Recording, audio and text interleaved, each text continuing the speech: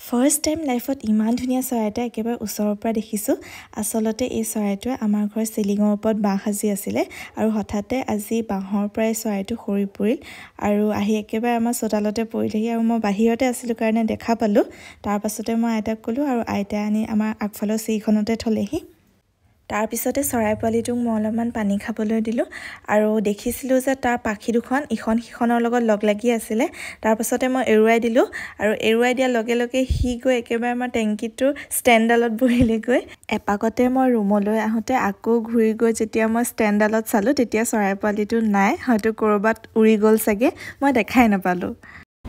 তাৰ পাছতে মই ওলালোঁ মাৰ লগত বজাৰলৈ, কাৰণ কাতি বিহু আহি আছে আৰু মোক তুলসী পুলি ৰুবৰ কাৰণে এটা টাবৰ দৰকাৰ হৈ আছিলে। মই এটা টাব ল'লোঁ, এইটো টাব ল'লোঁ আৰু এটা আছিলে, সেইটো অকণমান সৰু হয়, সৰু হ'ব বুলি ভাবিয়ে মই সেইটো নলৈ এইটো ল'লোঁ। আৰু তাৰ পাছতে মই খালোঁ চাট।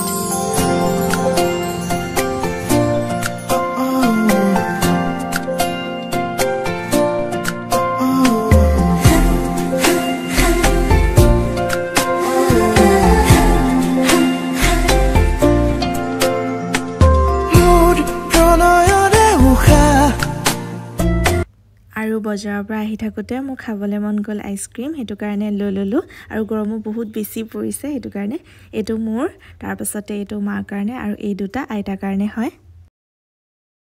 আৰু সন্ধিয়া সময়ত মায়ে বনালে মেগী। এই ৰেচিপিটো আপোনালোকক কেতিয়াবা শ্বেয়াৰ কৰিম আৰু খাবলৈ বহুত বেছি টেষ্টি হয়। চ' আজি ভিডিঅ'টোত ইমানেই আছিলে, লগ পাম নতুন এটা ভিডিঅ'ৰ সৈতে, বাই বাই।